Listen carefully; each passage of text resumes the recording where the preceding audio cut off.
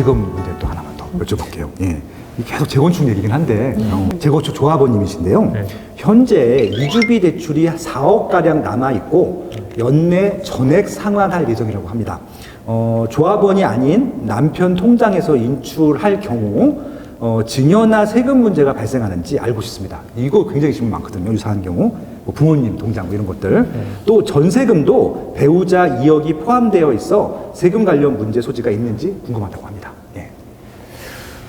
저분 상황을 이제 대충 정리를 해보면은 조합원은 부인분인 것 같고, 그렇죠. 예, 이제 부인분이 이제 지금 이주비 대출이 4억이 있는데 그 돈을 갚는 거는 본인 돈으로 갚는 게 아니고 남편 통장에 있는 돈으로 갚겠다. 예.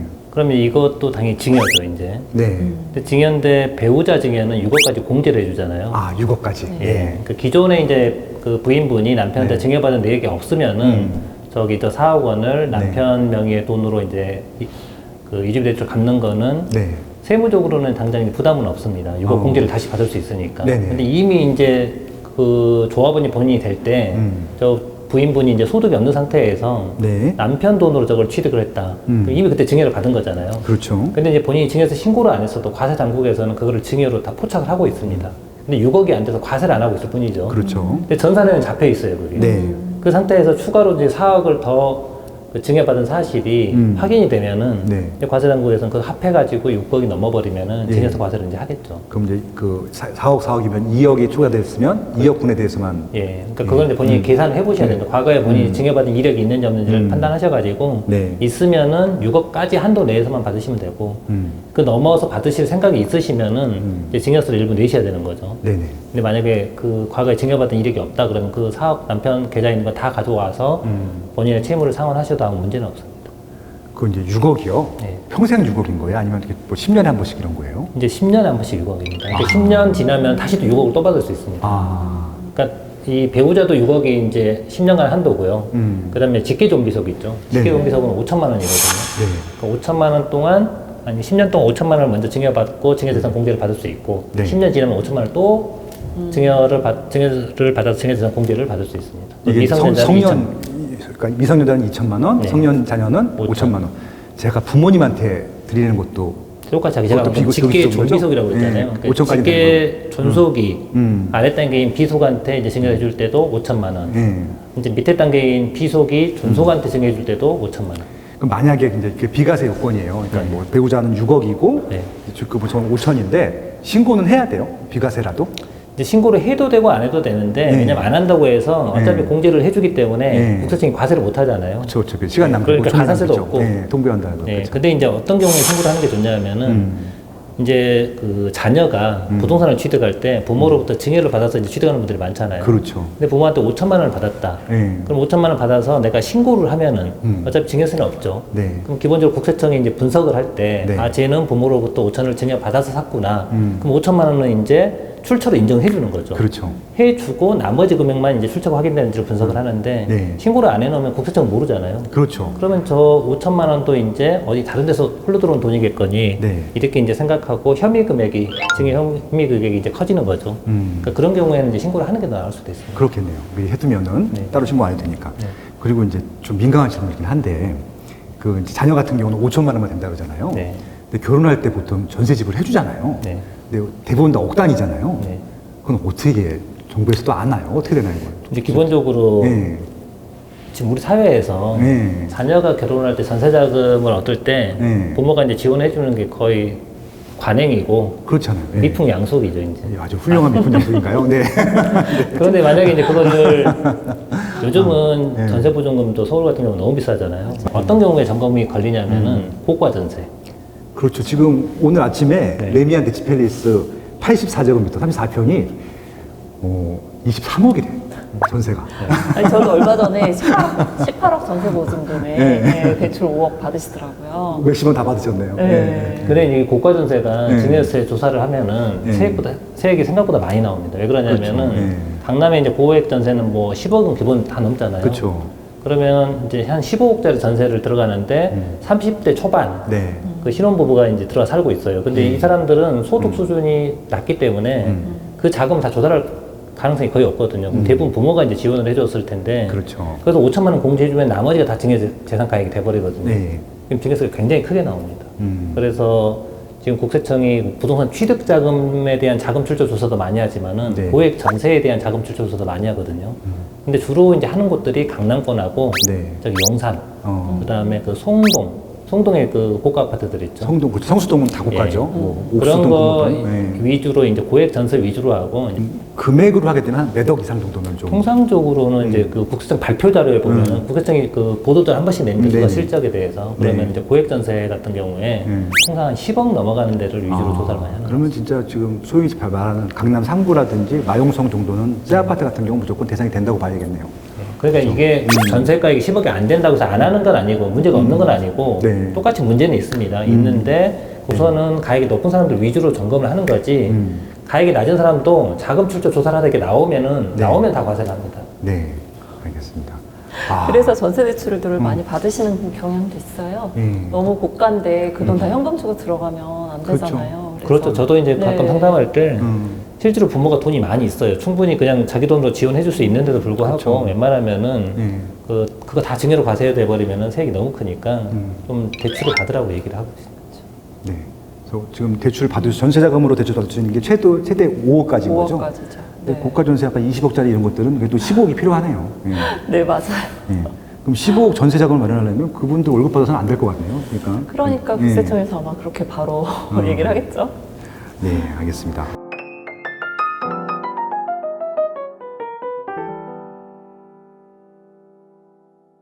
최근에 또 이슈이기도 한 것 같아요. 최근 재건축 초과이익 환수금을 통보받은 사례가 신문에 몇 번 나오기도 했거든요. 그래서 어떻게 이제 추산되는지 이제 보편적인 추산 방식을 여쭤보시는데요. 이게 추정하기가 좀 어려운 게 미래의 가치를 지금 모르기 때문에 그렇거든요. 그래서 이게 지금 초과이익 환수금을 이제 시작하는 시점이랑 종료한 시점이 있을 텐데 보통 이제 추진이 승인이 나게 되면 개시 시점이 되고 이제 추진이 승인 날 때부터 그때 시세랑 준공 시점 그 차이의 시세 차익을 보는데 보통 재건축 아파트가 더 많이 오르잖아요. 그러니까 일반적인 아파트보다 더 많이 오른 부분들에 대해서 세금으로 환수해야겠다는 그런 제도이기 때문에 또 다 환수하는 건 아니라 3천만 원 이상 정도 차이 나는 것들은 회수 안 해가는 것들이고 통상적으로 1억 1천만 원 이상 그 일반 오른 것보다 더 많이 올랐을 때 한 50% 정도를 세금으로 내야 되더라고요. 근데 이제 강남권 같은 경우는 특히 여기 삼성에서 진행하는 재건축 아파트 같은 경우는 1억 2천만 원이 훨씬 더 많이 더 올라가겠죠.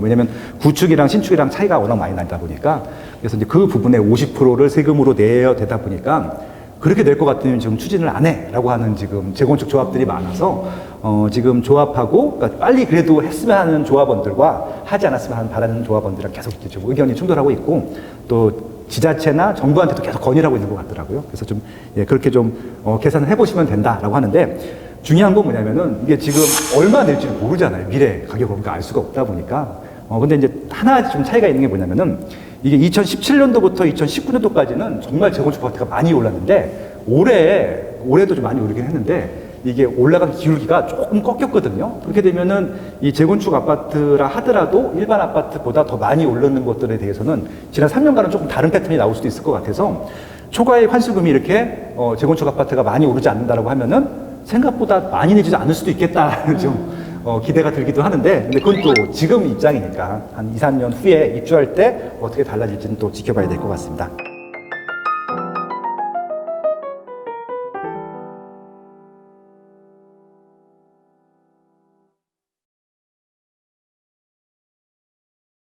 마지막으로요, 지금 이제 세금 분야, 혹은 대출 분야에 있어서 좀 이런 것들 좀 챙기면 좋겠다. 좀 제안을 주시면 좋을 것 같고, 이왕 진행해 주시는 거, 일반인들한테 제안을 해 주시고, 정책적인 제안도 해 주시면 좋을 것 같아요. 지금은, 지금 제 주변에 있는 그 세무사업을 하시는 분들도 지금 710 대책 나오기 전까지는 어떻게 해서든 공부를 해가지고, 이제 따라가면서 본인들의 고객들한테 상담도 하고, 이제 컨설팅도 해주고 했는데, 네. 지금 710 대책 나오고 나서는 많이 손을 놔버리신 것 같아요, 세무 대리인들도. 그 다음에 이제 우선 답을 해주기가 어려운 거예요. 지금 이제 너무 세법이 복잡해지고, 네. 그 다음에 뭐 취득 시기, 양도 시기에 따라 규정이 다 달라지기 때문에, 그거를 다 머릿속에 이제 놓고 있어야 제대로 된 상담이 되는데, 그게 어려워지니까, 이제 그렇다고 해서 상담료를 뭐 몇백만 원씩 받지도 않잖아요. 네. 그러니까 부담스러우니까 아예 상담을 안 하는 거죠. 그러다 보니까 이제 이 납세자들 입장에서는 어디 가서 상담할 것도 없고 네. 내가 공부하기엔 너무 복잡하고 이제 그렇다고 해서 문제는 손을 놓고 있으면 어떻게 되는 거냐. 예.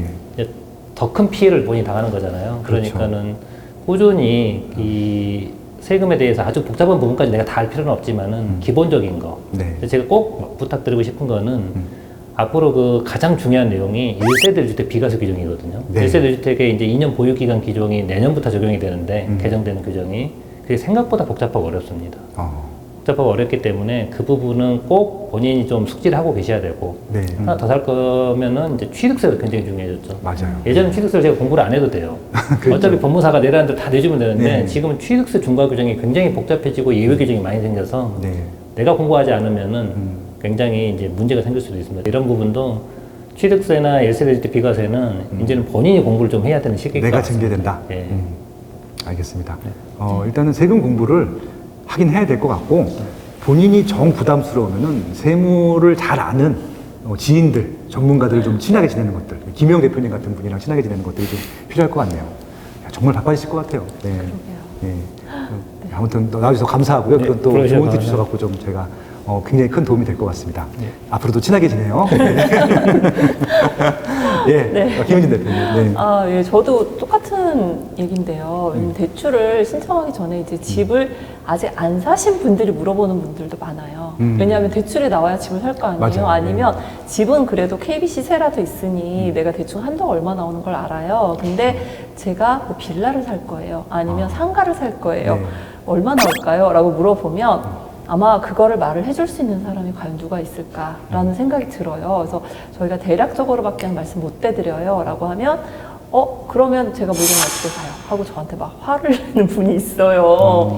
근데 그거는 입장을 바꿔놓고 생각하면 그 책임을 누가 질 거냐? 그렇죠. 그렇잖아요. 맞아요. 그랬다가 대출이 그분이 여건이 안 돼서 대출이 안 나오는 경우도 있고 생각보다 매가에 비해서 감정가가 낮은 경우도 있어요. 그렇죠. 본인은 이제 10억이라고 샀는데 은행에서 감정을 6억밖에 안 해줘요. 그렇죠. 이러면 한도가 적을 수도 있잖아요. 네. 예, 그래서 어느 정도 본인이 미리 공부도 좀 하셔야 되고 사전 조사도 좀 하셔야 되고 그 남한테는 정말 의지하는 거는 많이 의지하지 마시고 예, 본인이 다 공부를 좀 미리 하셔야 되는 부분들도 있어요. 네. 그래서 그거는 이제 저희한테 그 계약 전에 물어보시는 분들이 좀 상당히 많으시거든요. 근데 저희도 통상적으로밖에 왜냐하면 이 책임 소재라는 게 저희도 겁나는 거예요. 그렇죠. 이게 억 단위가 아닌 경우도 많거든요. 요즘 서울에서 일어나는 네. 거의 모든 부동산은 뭐 두 그렇잖아요. 자릿수 억짜리죠. 네, 맞아요. 그래서 저희도 너무 부담스럽기 때문에 음. 최종 판단은 본인이 하시는 거예요. 라고 항상 말씀을 드리거든요. 그래서 내가 몰랐던 뭐 집이 나온다거나, 뭐 몰랐던 뭐 중도금 대출이, 그게 모를 수가 없는데, 몰랐다고 하시더라고요. 그래서 예, 그런 경우 나오지 않게 본인의 조건 미리 다 오픈하시는 게 좋고요. 네. 그리고 상담 받을 때는 그냥 제가 그 정보를 안다고 해서 물론 이제 은행도 마찬가지고 뭐 개인 정보 이런 걸 가지고 활용할 사람은 없어요. 그러니까 그렇죠. 모든 정보를 오픈해 주시는 게 맞고요. 아, 그리고 이제 정책 아까 뭐 건의했으면 좋겠다는 것 중에 하나는 저희가 이제 주택수 조율을 할 때 배우자를 같이 조율을 해요. 배우자는 한 세대잖아요. 떨어져 네. 있어도 한 세대예요. 근데 네. 그 배우자님께서 연락을 안 하신 지가 20년이 넘으셨대. 그거 어떻게 해? 그래서 이제 이걸 네. 어떻게 하면 좋으냐. 네. 왜냐하면 저희는 배우자의 동의를 받아서 네. 주택수 조율을 해야 되거든요. 그렇죠. 근데 네. 저희가 요즘 개인정보법이 얼마나 무서운데 맞죠. 네. 배우자의 동의도 없이 그분의 주택이 있는지 없는지를 조율할 수는 없어요. 네. 조율을 못해서 은행 대출이 못 나갔어요. 그래서 제가 금융위에다가 의뢰를 해봐라. 네. 뭐 이렇게 너무 안타까운 사연이 아니냐. 그럼요. 네. 그랬더니 금융위에서는 안 된다고 하셨다고 하더라고요. 그렇죠. 네. 아무리 부부관계지만 남은다는 네, 그래서 그 최종 판결을 받을 때까지 기다릴 네. 수밖에 없다. 뭐 이렇게 얘기를 했다는데 예, 그런 경우 좀 구제책이 없는지 네. 그것도 조금 안타까웠어요. 그러네요. 이번 기회를 빌어 다시 가까워지는 걸로. 맞습니다. 네. 약간 이게 가화만사성이라고요. 네, 아무튼 좀 이제 케이스 바이 케이스 사례가 너무 많이 나오고 있어서 특히 이제 법이 너무 많이 나오잖아요. 지금 24번째 대책이 나왔었고 25번째 대책이 또 나온다고 하는데 그러면 또 한 번 또 세금이나 대출 부분들이 또 추가가 되는 부분들이어서 이게 그냥 그 법이 시행되고 그 다음부터 그렇게 하기로 하고 하면 간단할 텐데 이전까지 소급을 하다 소급. 보니까 지금 다 네. 이게 좀 멈춰가지고 어느 시점인지 잘 모르겠어요. 솔직히 저도 어느 순간부터 손을 그냥 놨어요. 그래서 이제 제가 맨날 전화 드리잖아요. 그냥 어떻게 된 거냐고 이제. 그러니까 일반인들이 공부할 수 있는 범위가 넘어선 것 같아서 그럴수록 좀 이렇게 좀 더 꼼꼼히 따져보고 좀 정리해보고 무리한 걸 하지 말고 그럴 좀 필요가 있을 것 같다는 생각을 해보고 있습니다. 정말 큰 도움 된 것 같고요. 아마 지금 2020년, 2021년 남은 부동산 시장에 어떻게 준비하면 되는지 좀 큰 도움이 될 것 같습니다. 앞으로도요, 종종 모셔갖고 분명히 또 바뀐 제도가 또 나올 거예요. 예, 또 제도 바뀌면 또 모셔서 추가되는 사례들을 제가 여쭤보도록 하겠습니다. 예, 아무튼 건강하시고요. 무조건 건강하세요. 예.